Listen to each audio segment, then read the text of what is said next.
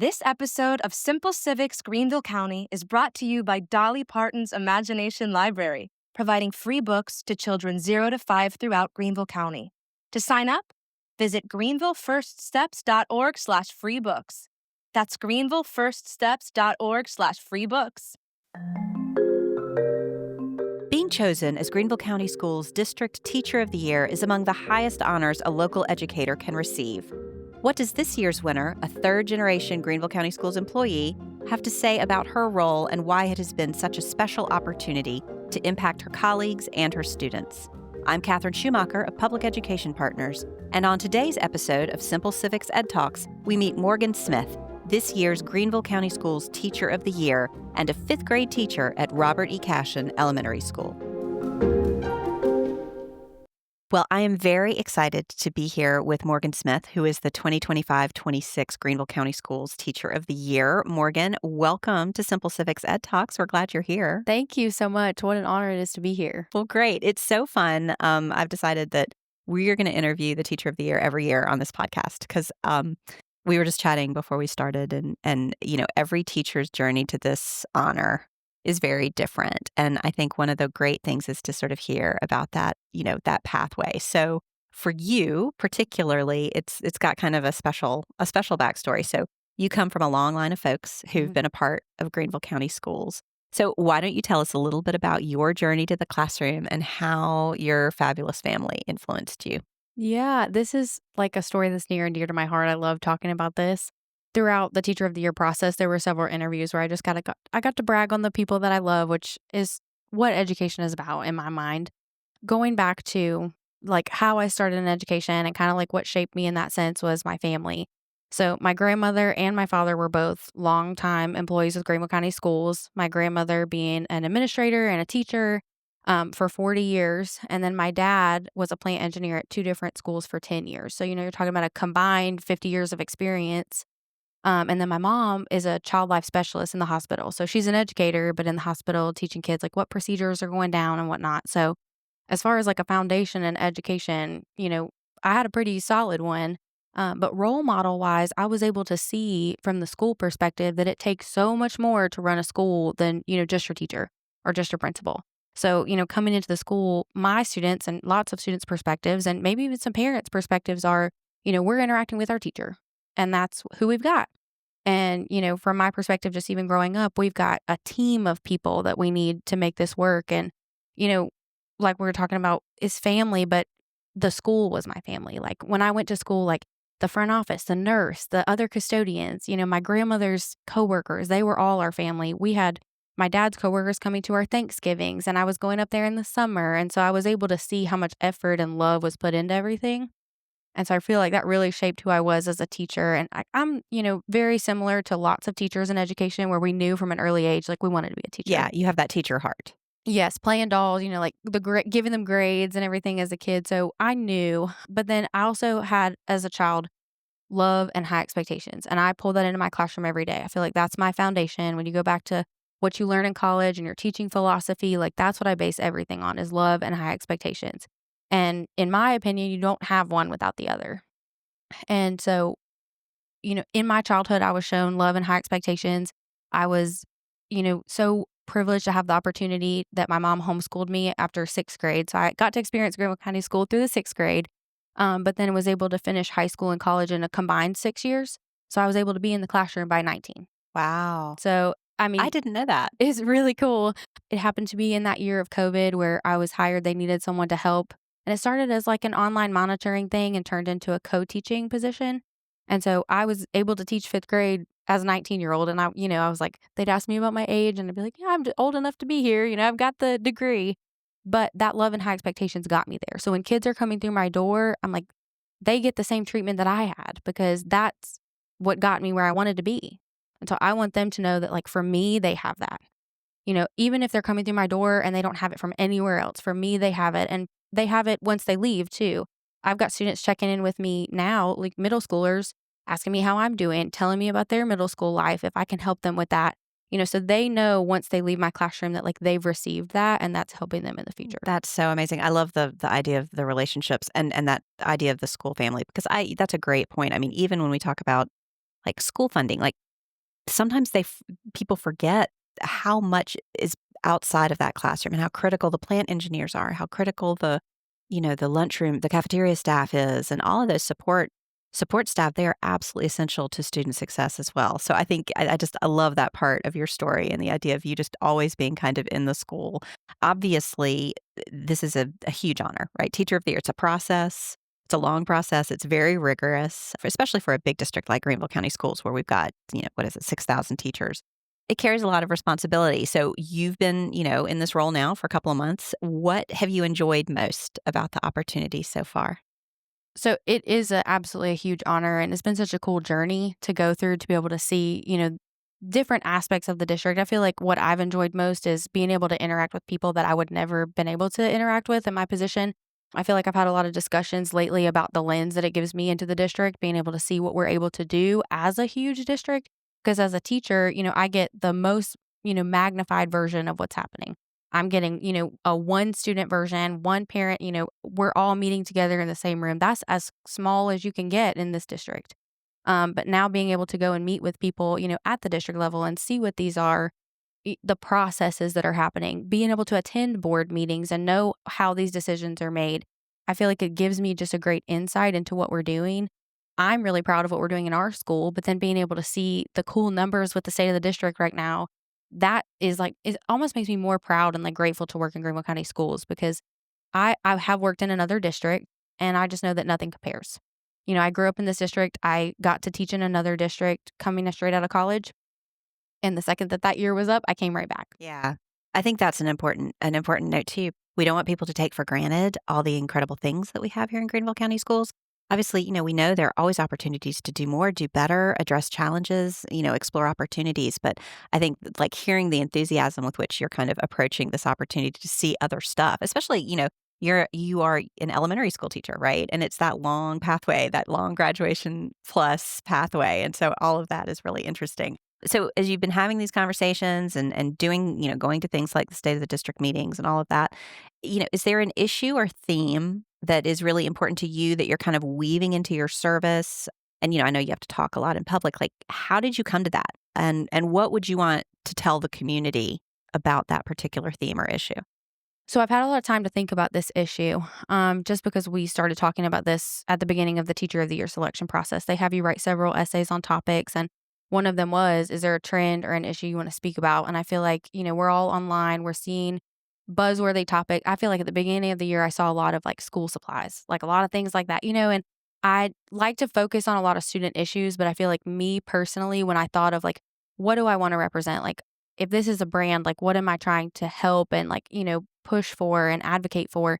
And I settled on teacher burnout. And so the thing that I connect with about that the most is like that to me means that teachers are losing their spark for education. They're like somehow like we've got those first year teachers that come in and they're bright eyed and they're like really excited to start their first classroom. And like over time, sometimes we see that they're losing connection. And I don't think that means they don't love their job. I think that means that they are losing like why they're doing their They're job. forgetting their why. Yeah, they want to be connected. And that's a buzzworthy topic too. Like remembering Remember your your why. why. Yeah. But at its core, like I feel like some of that has truth to it. And I feel like for some people that's like sensitive, but I feel like it has truth to it.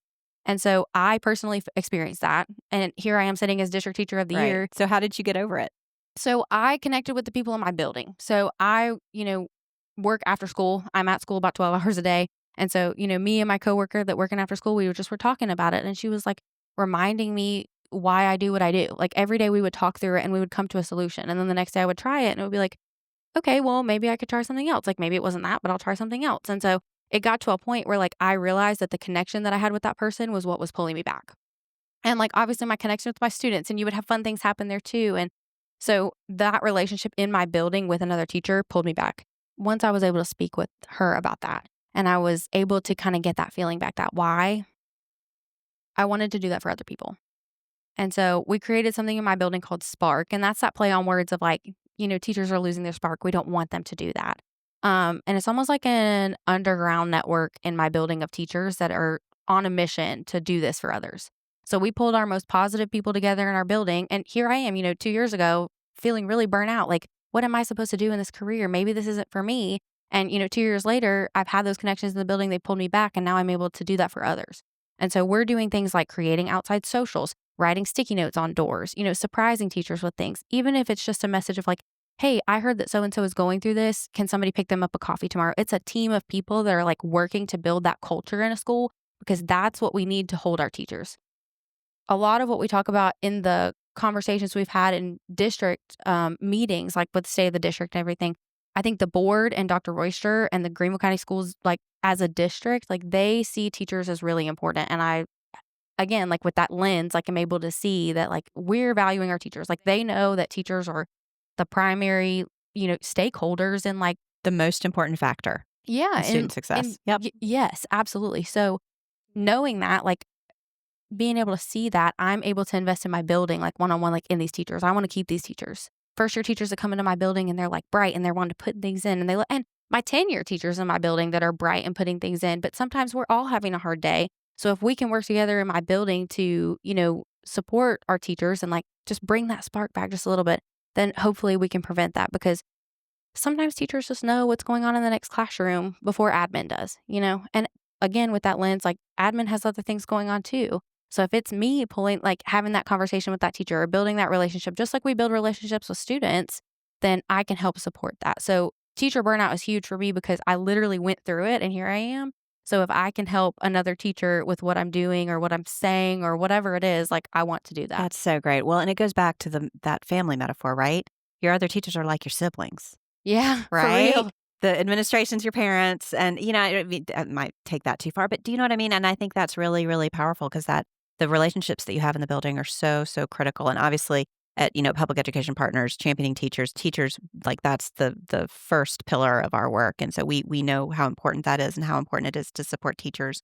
And of course, the purpose of having strong teachers is to have great student outcomes. And so you teach fifth grade. So we're going to dive into fifth grade a little bit, because fifth graders crack me up. It's such an important year. It's such, it's the capstone of that first phase of their learning journey. And so, and you have to get them ready for that big leap. And at a school, sometimes they'll stay. Sometimes we have a few K through 8 schools in Greenville County, but most of them, they're going to a different school. So, and even if they're not, the work is different. It looks different. The day is different. What are a couple of things that you do differently from, maybe a second grade teacher to kind of get those kiddos ready to go into middle school? Yeah, so we start that from day one. I really focus, and I feel like as a grade level, just in my school, we really focus on self-advocacy and relationships. Those two work hand in hand, just like we talked about high expectations and love, right? So the biggest thing when they leave me is I'm their biggest advocate within my 4 walls, right? And I can say like, hey, I know that you need this, or I can see that you need that, or whatnot. But then when they leave and they're one of a ton of children that are brand new to 6 or 7 different teachers, that they need to be able to advocate for themselves. They have to then turn into their biggest cheerleader.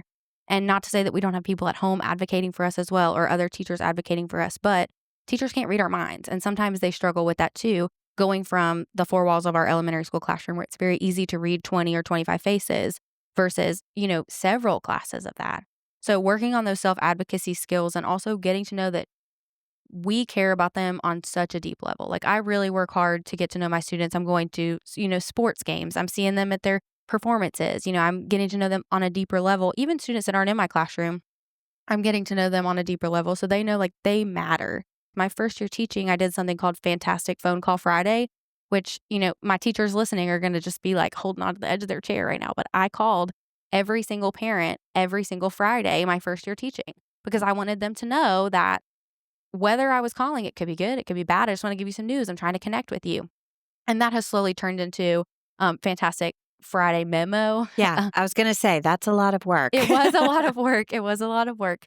But it's slowly turned into the Friday facts that I email out. But again, that's that connection. Any information that I can provide to you, I want to give you. So like, well, we were receiving this in elementary school. So moving forward, like, maybe I want to ask about this, or maybe I want to know what resources are out there, because this was so given to me that maybe when I move forward, I need to know to ask and to be proactive about it. Absolutely. Yeah. And that's so important for them moving forward. Yeah. No, that's a great note. I think, thinking about that shift and how do students learn how to find their own voice over that whole journey. And, that continues all the way through high school.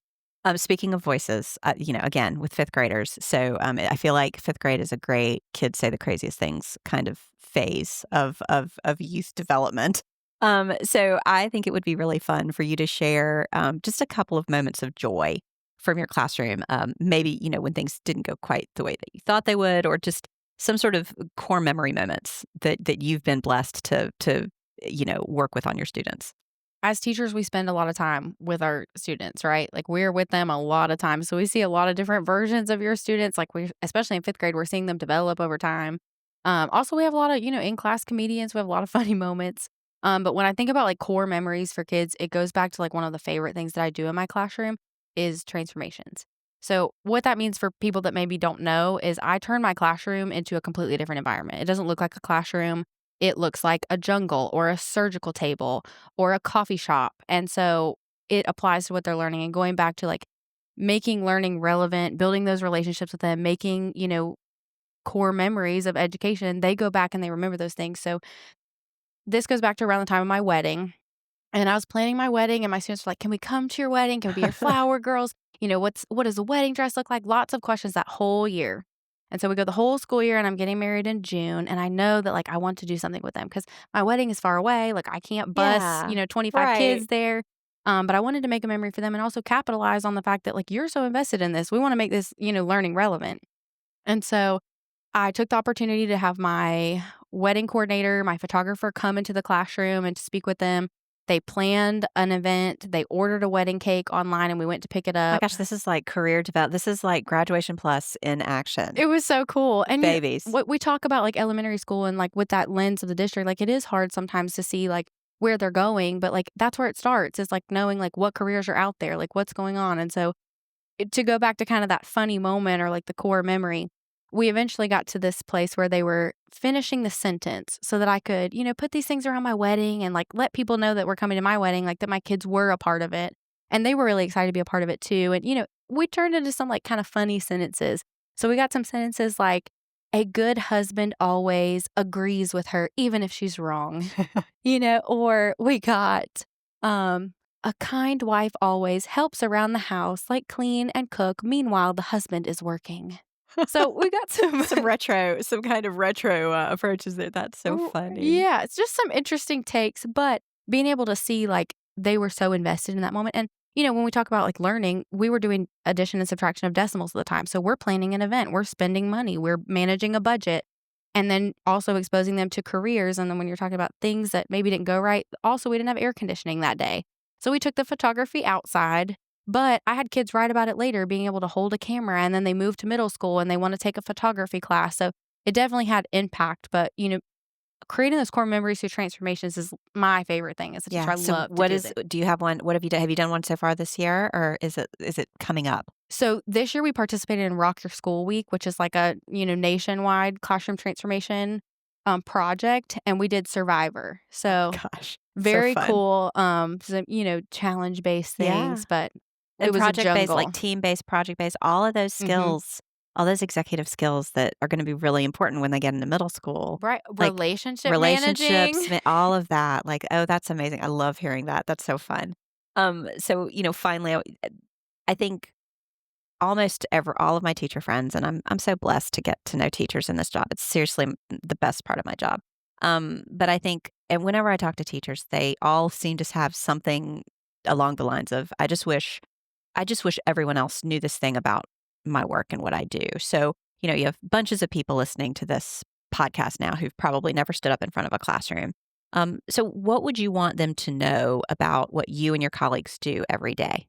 Absolutely. I think that especially with social media now, things are so magnified. Like some issues are just so magnified or some things are just, buzz topics as you scroll through and you're like, I can't believe that would happen, or is that happening in my school? And I just like, if every parent that walks through my door in Greenville County Schools, like with everything that I've known, like we are working with you and your students and every resource we have available to create the best learning opportunity for your student.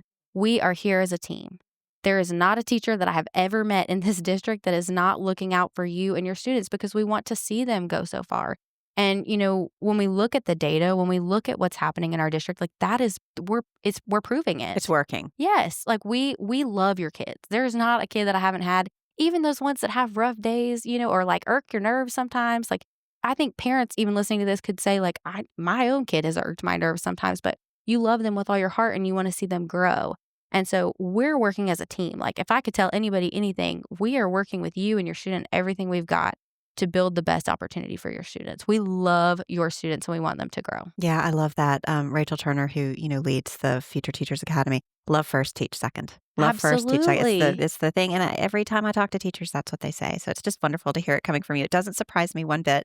Morgan, thank you so much for joining us today. This has been so fun. Such a joy to talk to you. Congratulations on this big honor. And I hope that the rest of the school year is just fantastic. Thank you so much. Simple Civics EdTalks is a joint project of Greater Good Greenville, Greenville First Steps, and Public Education Partners Greenville County. Hi, Simple Civics Greenville County listeners, Nathaniel here. If you've made it this far, then we think you'll really love our newsletter. Sign up for bonus content, updates, and more right in your inbox. Look for the link in the description that says newsletter to sign up, or visit us at simplecivicsgreenvillecounty.org. Find the link in the menu that says newsletter and sign up there. We'll see you again next week.